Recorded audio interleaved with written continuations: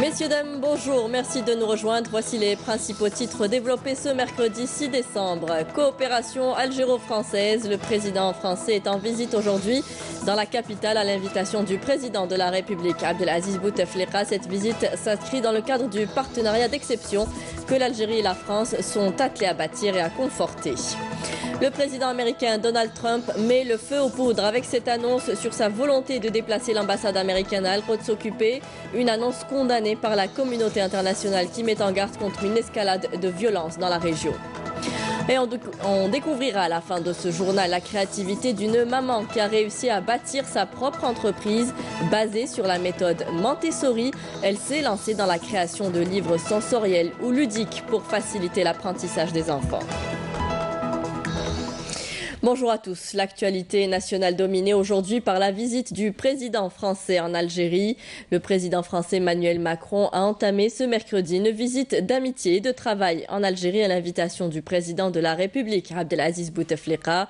Le président français a été accueilli à son arrivée à l'aéroport international Houari Boumediene par le président du Conseil de la Nation, Abdelkader Ben Saleh, qui était accompagné du Premier ministre Ahmed Ouyahia, du général de corps d'armée Ahmed Gaïd Saleh, vice-ministre de la Défense nationale, chef d'état-major de l'ANP, et du ministre des Affaires étrangères Abdelkader Ben Sahel.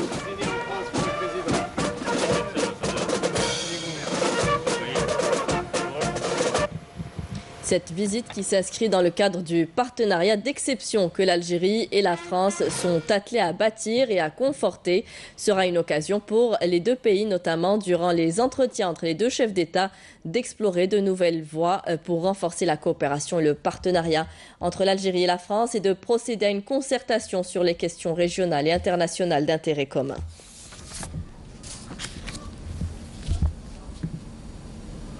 Dans le reste de l'actualité, le 7e Salon national de l'innovation s'est ouvert hier au Palais des Expositions des Pins Maritimes, organisé par l'INAPI, l'Institut national de la propriété industrielle. Cette manifestation regroupe de nombreux inventeurs et PME innovantes. Un concours du meilleur inventeur et un autre de la meilleure entreprise innovante seront organisés en marge du salon. Moucha Boali. 80 exposants entre inventeurs et PME innovantes ont pris part au 7e Salon national de l'innovation, placé cette année sous le thème « L'innovation, clé de la compétitivité ». Il y a une nette amélioration en termes de qualité et de quantité, notamment dans le domaine des énergies renouvelables qui constitue un des objectifs du programme du gouvernement. Aujourd'hui, on a environ 42 centres d'appui à l'innovation technologique qui servent de lien entre le chercheur, l'université, les centres de recherche et l'entreprise. À fin novembre 2017, on a enregistré 135 demandes de brevets d'innovation. Les innovations sont donc aussi riches que variées. Nous avons 4 inventions. La dernière est la lingette contre les piqûres de moustiques. Créer une machine agricole, rouleuse de fil plastique, ou dire 4 opérations. En même temps, de rouler le plastique, ou تتقبه باش الفلاح يغرس فيها وen même temps تعاود تنحيه كي ينتج راماساج تاع البلاستيك ودير l'engrais. Nous avons inventé des panneaux isolants et décoratifs en polystyrène. Les participants pourront présenter leurs innovations durant 3 jours, au bout desquels la meilleure PME innovante sera récompensée, ainsi que le meilleur inventeur de l'année. Le salon Build Expo en est à sa 5e édition. Près de 45 entreprises et bureaux d'études nationaux de plusieurs wilayas du pays ainsi que 3 entreprises établies en France, Tunisie et Syrie participent. Le salon de 3 jours se fixe pour objectif la présentation et la promotion de la production nationale. Farah Hamedesh. Placée sous le slogan bâtissant algérien, la manifestation Build Expo, spécialisée dans les matériaux de construction, présente un riche éventail de produits et services assurés par des opérateurs algériens. Une manière de faire la promotion de la production nationale.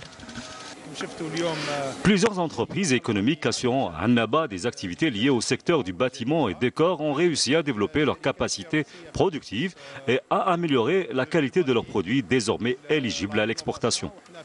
Plus de 40 exposants nationaux et étrangers prennent part à ce salon organisé par la Chambre de commerce et d'industrie de Annaba.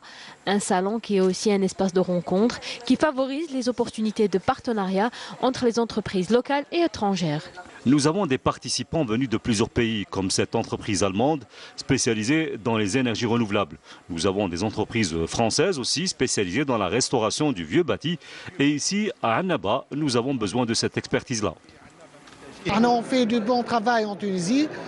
On espère qu'on fait un bon travail ici. Selon les responsables de la CCI Annaba, plus de 20 opérateurs économiques spécialisés dans la production de matériaux de construction et produits voisins assurent la couverture de plusieurs wilayas de l'est du pays.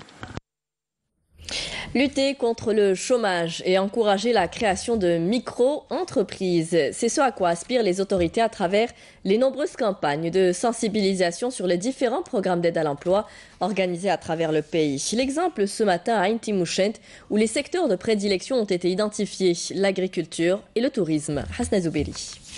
Les différents dispositifs de soutien à l'emploi dans la wilaya de Ain Timouchent ont réussi à créer plusieurs micro-entreprises. D'ailleurs, plus de 2 millions de jeunes ont bénéficié d'un poste d'emploi dans le cadre du dispositif de l'assistance à l'insertion professionnelle DIAP depuis sa création en 2008. Nous avons 28 communes dans la wilaya de Ain Timouchent, une région agricole et touristique par excellence. Notre rôle est de sensibiliser les jeunes pour réaliser leurs projets d'investissement en créant des micro-entreprises. Le chômage est très important dans les communes de Ain Timouchent. Nous sommes contents qu'il y ait ces dispositifs pour accompagner les jeunes. Notre rôle est d'accompagner les jeunes et leur faciliter la procédure des crédits au niveau des banques. Et une fois l'entreprise créée, nous essayons de leur décrocher des marchés pour qu'ils puissent rembourser leurs crédits. Il faut savoir que les entreprises nationales ont participé d'une manière significative dans l'insertion professionnelle des jeunes. J'ai déposé un dossier au niveau de l'ANEM. Quelque temps après, j'ai pu décrocher un poste dans le service contrôle qualité de cette entreprise. Actuellement, seuls 500 000 jeunes sont insérés dans le cadre du DIAP, dans le secteur administratif. Le reste a été recruté à titre permanent ou dans le cadre des micro-entreprises. À cet effet, des instructions ont été données aux agences de wilaya de l'emploi pour donner la priorité au placement des inscrits au titre du DIAP. La pomiculture connaît des résultats très encourageants ces dernières années et ce à l'échelle nationale. La production ne cesse de croître, surtout dans certaines wilayas telles que Khenchla, Batna et Médéa. Nous nous sommes rendus à Bouhmama dans la wilaya de Khenchla, une région qui vit de l'agriculture et surtout de la pomiculture. Reportage sur place de Abdelmajid Benrassi.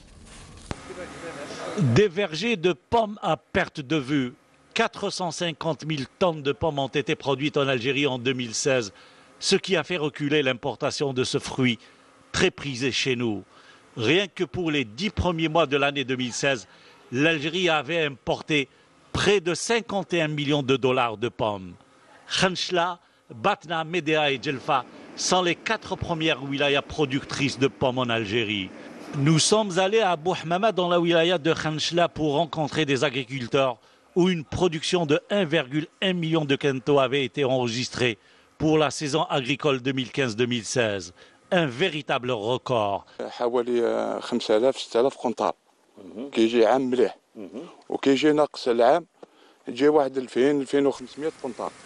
Bon an, mal an, nous produisons entre 2000, 2500 à 5000, 6000 quintaux l'année. Et je cédais ma production directement à un ou plusieurs mandataires. Surtout qu'avant, je n'avais pas de chambre froide. Rien que pour Bouhmama, Lemsara, Chelia et Yobous, près de 800 000 quintaux ont été produits. Dans la commune de Bouhmama, nous avons rencontré Ami Mohamed, ses enfants, ainsi qu'un autre pomiculteur. Ils nous ont parlé de la filière pomme ainsi que des aides publiques.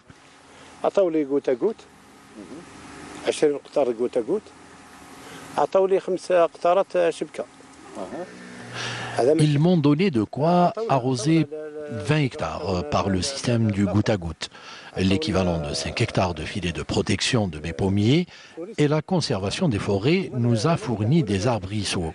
La filière pomiculture, même si elle est prospère et connaît une nette progression dans la production, néanmoins, des problèmes ont été soulevés par les agriculteurs que nous avons rencontrés sur place.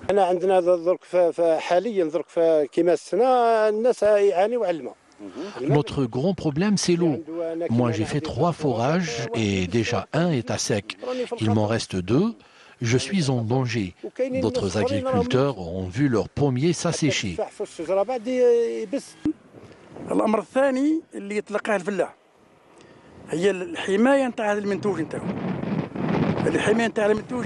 La protection des pommiers avec des filets reste le deuxième problème pour nous. Nous voulons l'aide publique. En troisième lieu, nous avons le problème du stockage et des chambres froides pour notre production. Et en dernier, nous voulons des aides pour la transformation de ce produit.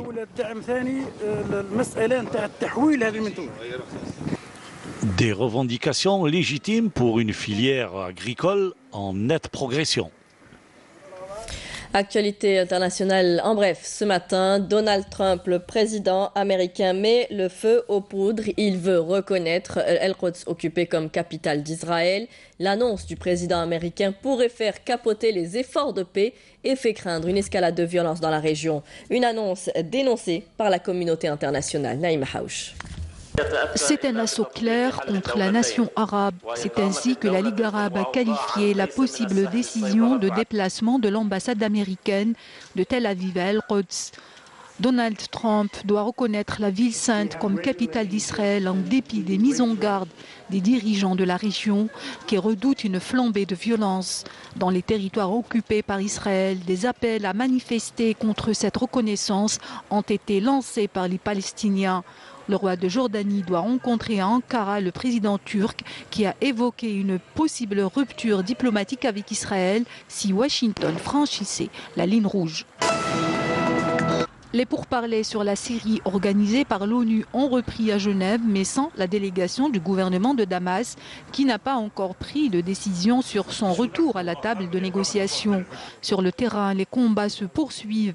Hier, au moins 8 personnes ont été tuées lorsqu'un bus piégé a explosé à Homs dans le centre, un attentat revendiqué par le groupe terroriste autoproclamé État islamique.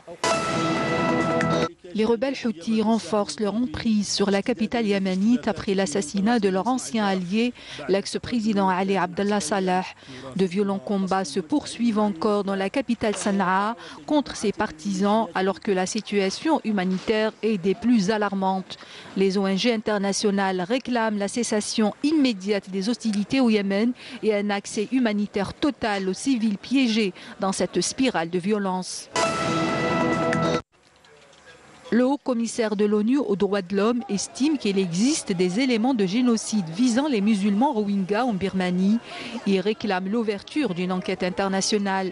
Quelques 626 000 Rohingyas, soit plus de la moitié de cette communauté musulmane concentrée dans l'ouest de la Birmanie, ont fui les violences et se sont réfugiés au Bangladesh voisin depuis fin août dernier.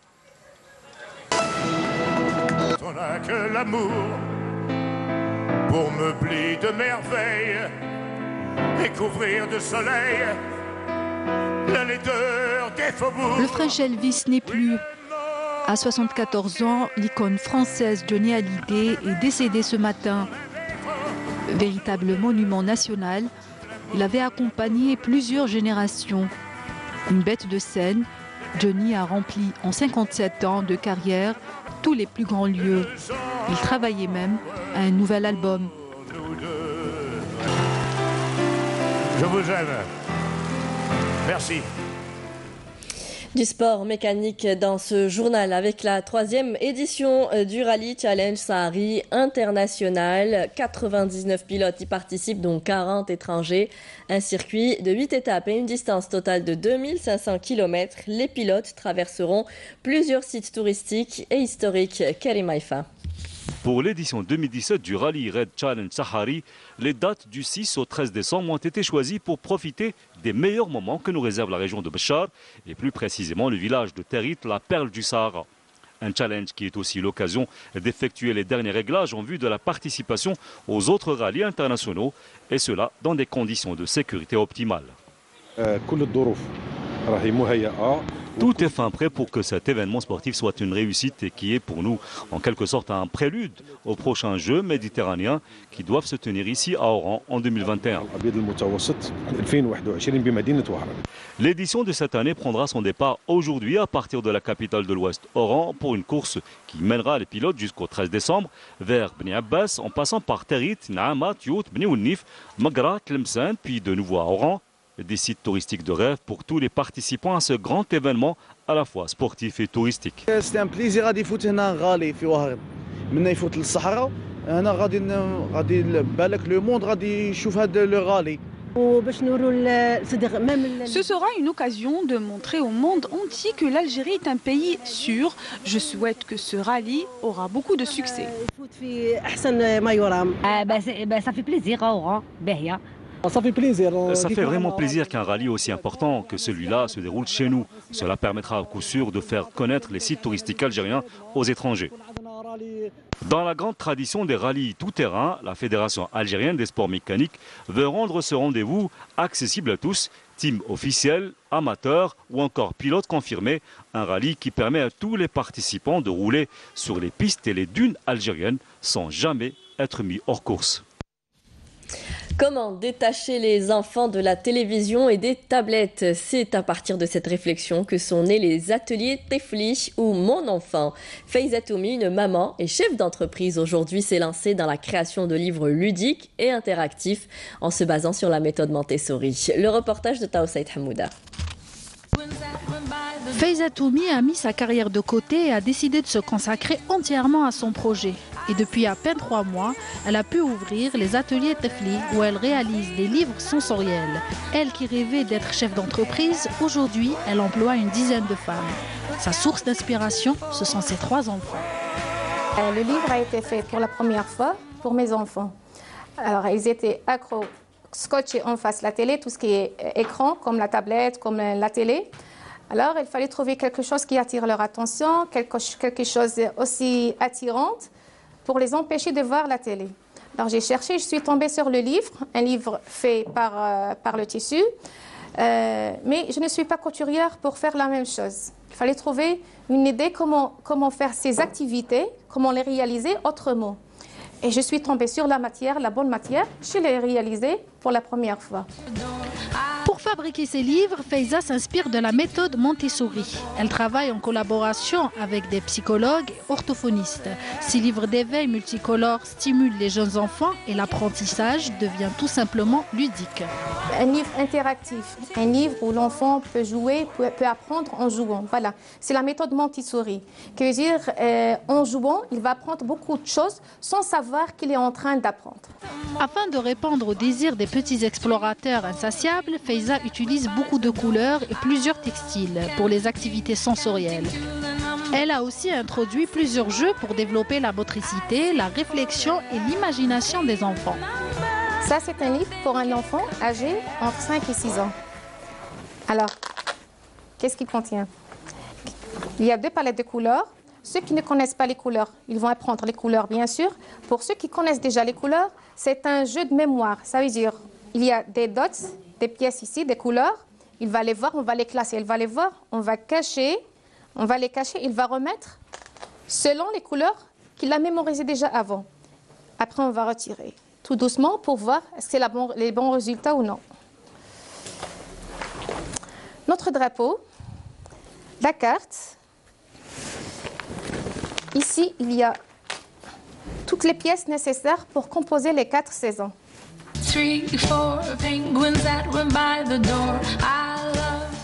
Faiza Toumi est une femme ambitieuse. Elle ne compte pas s'arrêter là. Des projets, elle en a plein la tête. En plus d'agrandir ses ateliers, elle compte réaliser des livres pour les enfants autistes et non-voyants.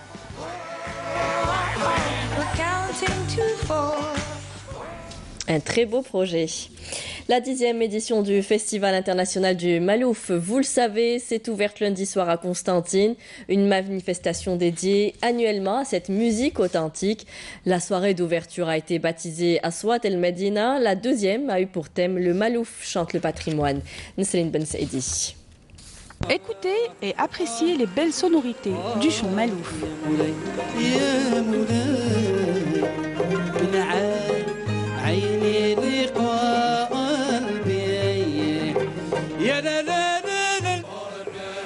La deuxième soirée du Malouf a offert au public venu en masse un spectacle des plus raffinés.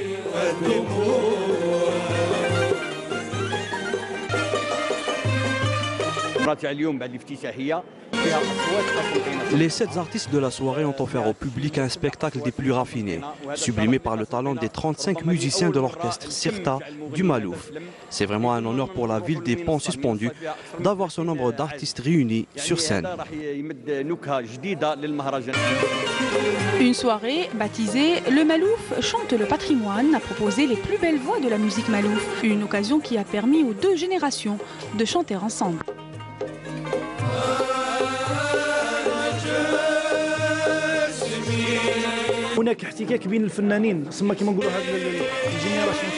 Nous avons eu la chance de chanter avec les maîtres du Malouf comme Kamel Bouda, Hassan Bramki. C'est une chance pour nous de profiter de leur expérience. Une nouvelle génération, de bon cœur, il faut les encourager.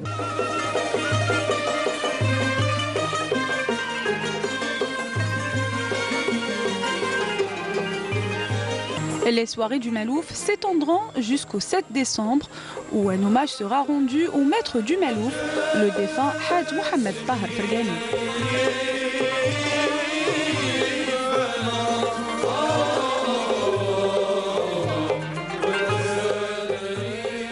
Vous avez encore le temps jusqu'à demain pour découvrir cette belle musique. On terminera ce journal avec du sport football. L'USM Alger s'est imposé devant l'US Biskra sur le score de 2-0, un match de mise à jour du calendrier disputé hier à huis clos au stade Omar Hamadi de Bolorine. Les buts de cette rencontre ont été inscrits par Delfello à la 16e minute et Boumchra à la 74e minute pour l'USM Alger. Cette victoire permet à l'USM Alger de rejoindre le Mouloudia d'Alger à la 4e place avec 19 points et un match en retard à jouer mardi prochain face à l'US Sétif le 12 décembre. De son côté, l'US Biskra reste scotché à la 14e place avec 10 points. C'était la dernière information de ce journal. Merci à vous tous de nous avoir suivis. Tout de suite, vous retrouverez Mel Aribi pour les prévisions météo. Ce soir, rendez-vous avec Amina Zahouf pour le journal de 19h. Très bonne journée à tous. Au revoir.